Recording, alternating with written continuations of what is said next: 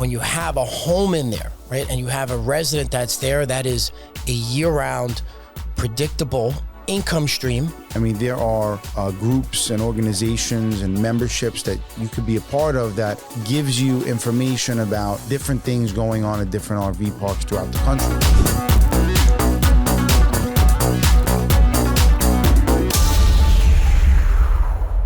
And we're back on the Mobile Home Park Exchange Podcast. I'm your host, Frank Rizzo. Joining me is my partner, Eric Busuttil. We're so glad to be here today.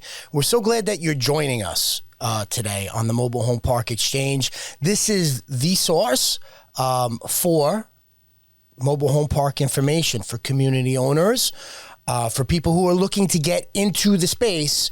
You come to the Mobile Home Park Exchange where we're exchanging ideas and we're talking topics, we're talking issues that affect the owning, the operating of mobile home park communities.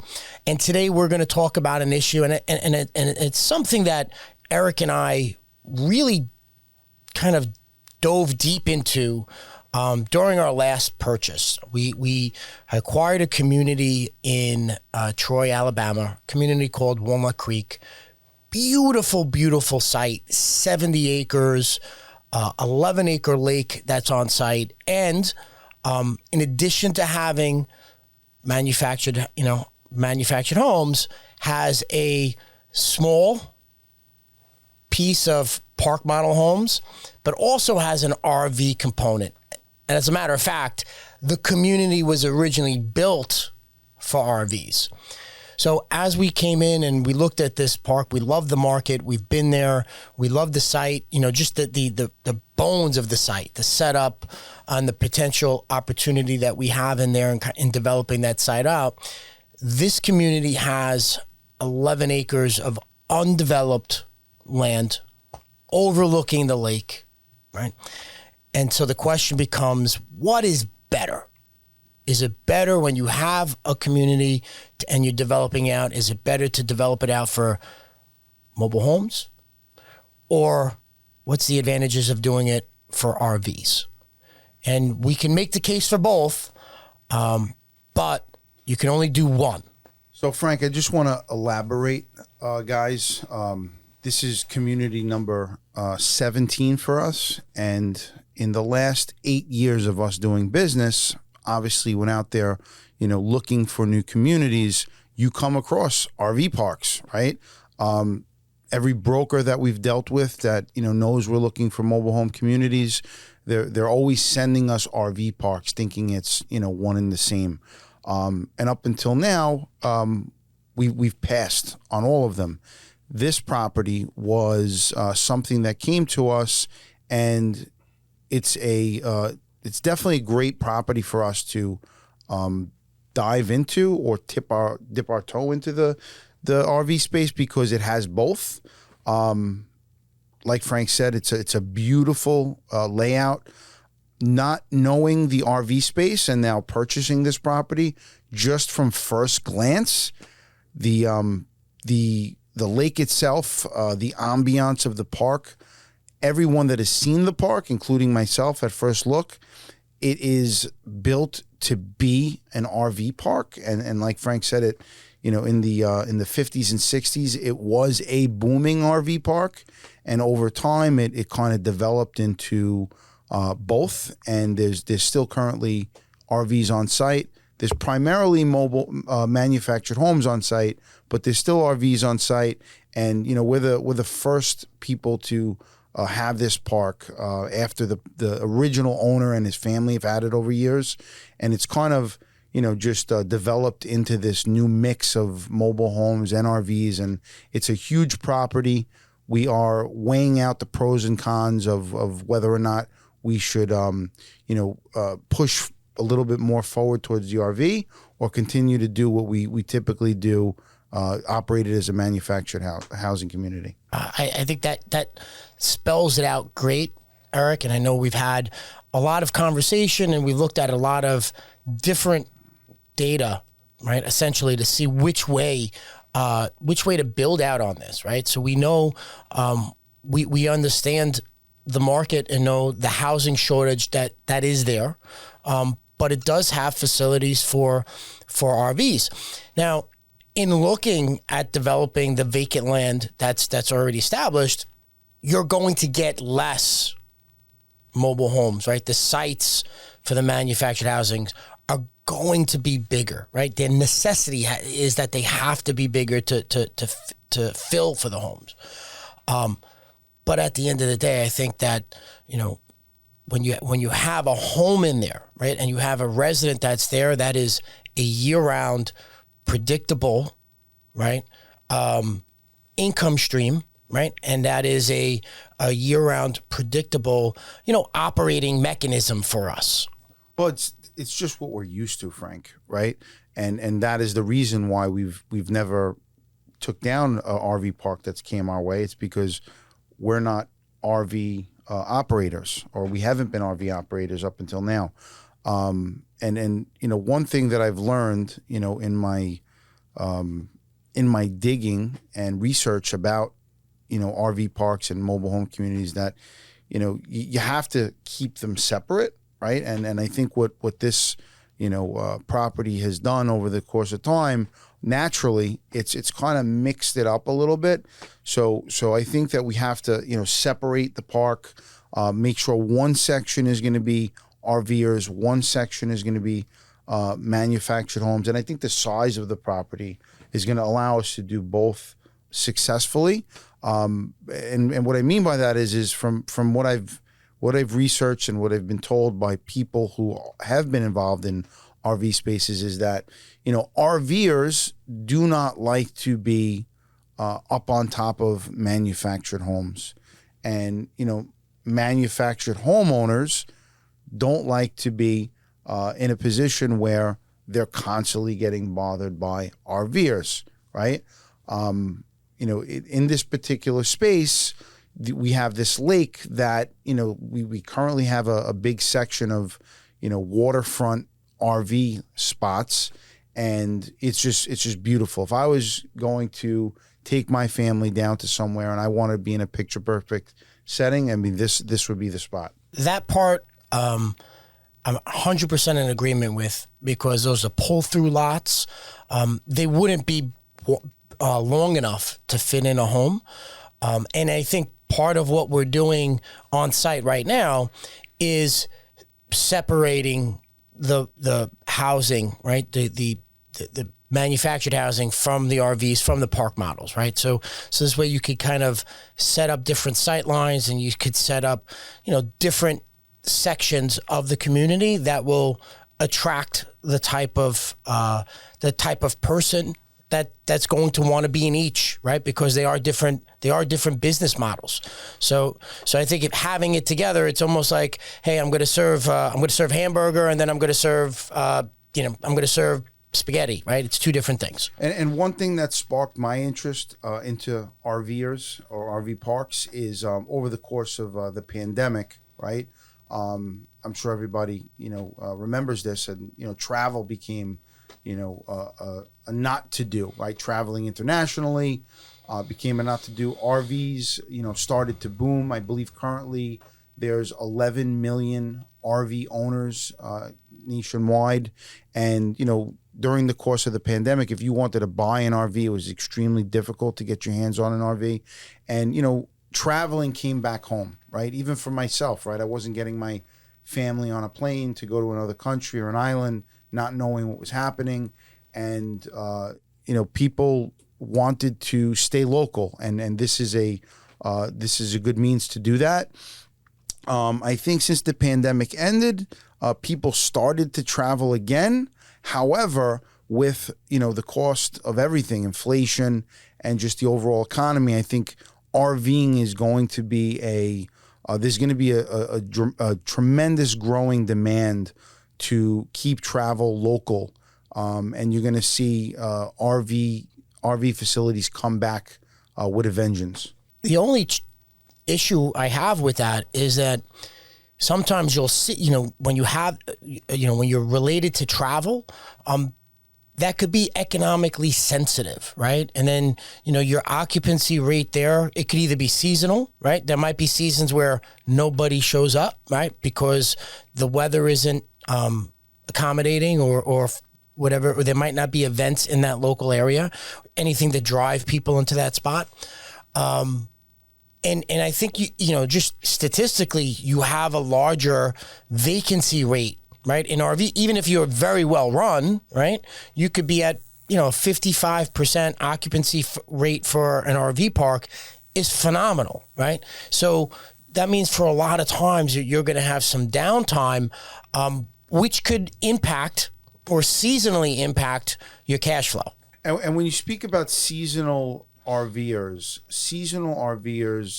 are RVers that tend to stay in a property for a few months out of the year, right? or weekends or weekends. I think another growing demand, and I believe there's something along the lines of about a million families currently living in RVs, and this is something that I'm not, I don't know what position I want to take on this totally, because it depends on the type of RV a family's living in, right?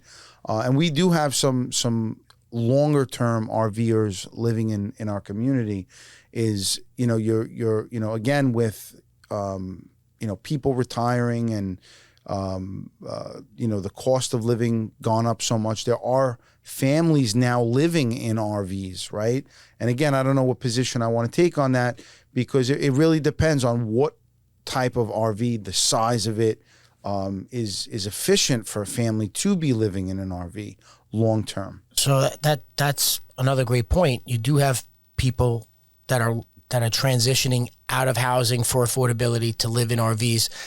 But the question becomes, what kind of amenities are you going to be able to offer people who are in that position, right? Or do you have you have to run a laundromat there on site, which could be a profit center, but obviously something that has to be manned and managed, right? You have to have additional facilities out there, whether it's public restrooms or other amenities that you might not necessarily need, right, in a manufactured housing community, because that is all encapsulated in the person's residence. So there becomes the additional amenities, and then the additional cost of having the staff manage and maintain those facilities. But Frank, that's going to be the case in a manufactured housing community or an RV community. I mean, amenities always comes into play, right? And that's comes down to running the business, right? Who are you trying to attract, right? If you're trying to attract families, right, you have to provide them with good amenities, right? One amenity that we have as an advantage as an RV park on this particular site is the lake. And this isn't just a typical tiny lake. This is a larger, beautiful man-made lake. I believe it goes down, 20 something feet or so. There's all types of fish in there. This is just one amenity that we happen to have that, an RVer would love.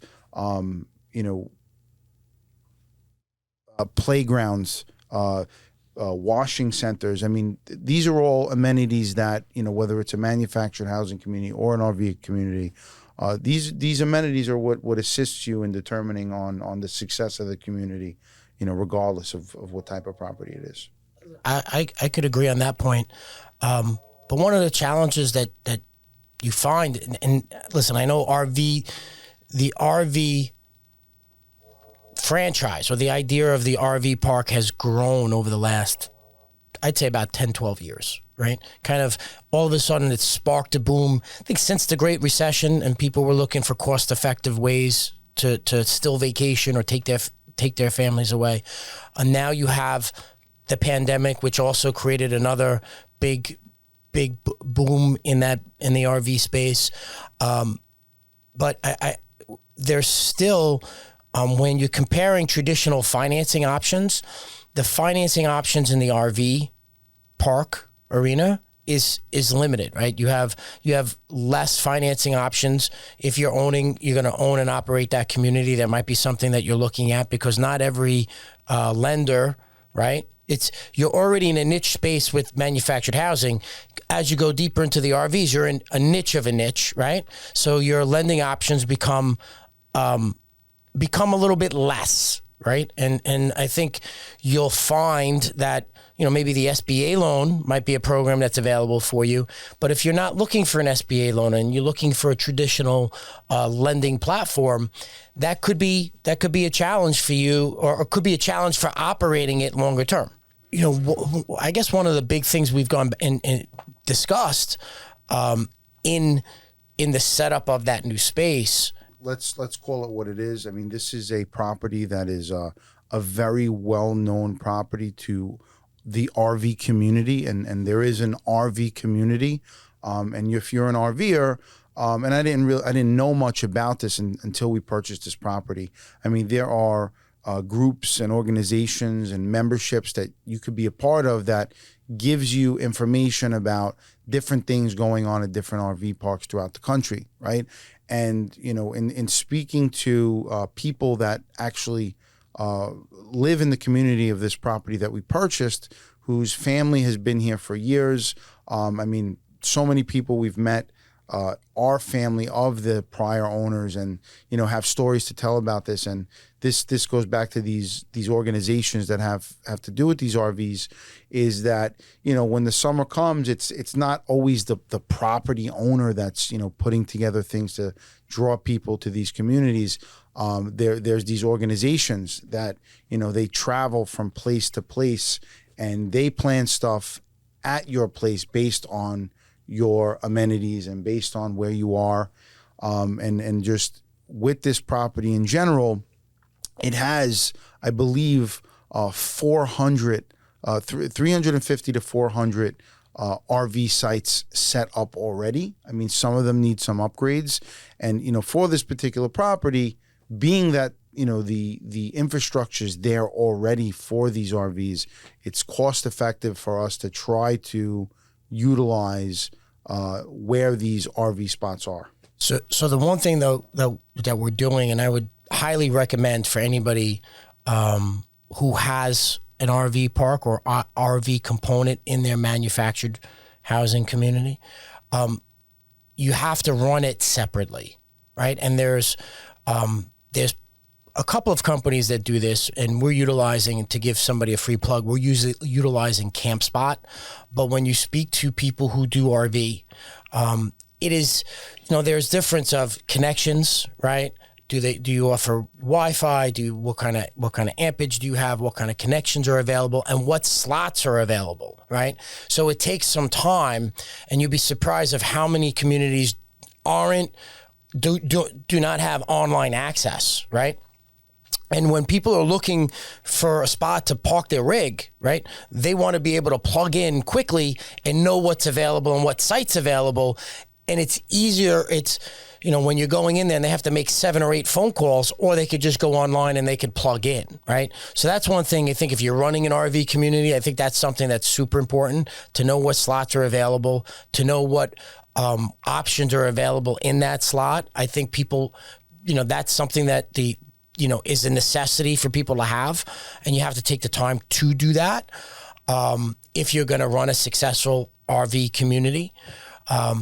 But in developing out that additional vacant land, I go back to, while it might be a little bit more capital intensive to develop a manufactured housing site, in terms of the roads have to be done on an RV park. You can have a gravel road and a beautiful RV park, right? But if you're going to develop out a vacant land for more manufactured housing, you should be putting in paved roads, right? There's no excuse for not doing that. Otherwise, you're not really giving the resident the expectation or the experience that they're striving for, especially if you're going to bring in new homes. So there's going to be more of a capital infusion on the upfront. But I think at the end of the day, the market is valuing the manufactured housing community higher than the RV park on the exit, right? So if you're beginning with the end in mind, I think your exit on the manufactured housing community from an equity perspective would be higher. Thank you very much, Frank. And one thing, guys, that I want everyone to take from this is that there is, these are 2 different types of properties. However, a lot of people perceive them to be, one and the same. They're not. They're different. And one thing that, we are doing in this particular project is we are spending the time, spending the money to plan properly. And I think that is very important, especially when you are taking on a large project like this. Even a small project. Yeah. I don't think you should not plan if the project is smaller. Absolutely. Spend your time in planning. You don't want to spend twice, and I see people doing that often where you get out there and you spend some money on roads and then you realize, hey, I should have, put this section of the property over here. Just spend time planning, do your research, do your homework, surround yourself with people who've done this before. Ask your questions. If anyone has any questions regarding a situation like this, you can find us at the MHP Exchange. I thought this topic was super helpful. It would have been super helpful for me, several years ago when we first started here. Part of doing this and the reason of doing this is the exchange of information. So a great topic. You're going to see right now, and we're already seeing a lot of the communities that come to us are now blended, right? And so there's an advantage to doing both, and there's different operating mechanisms for both. But you can do it. You could do it successfully. We actually have a second community that we're buying that also has an RV component. We're excited to add that into what we're doing, and we'd love to keep you guys abreast as to what happens, and we'll let you know what's worked and maybe some of the things that we ran into some challenges, so we can all get better going forward. If you have any questions that you'd like to have us answer, you can reach us at the MHP Exchange. There's a link down below. We appreciate the time. Thank you, Eric, for being part of this, and we appreciate you listening to the MHP Exchange. Thank you, everybody.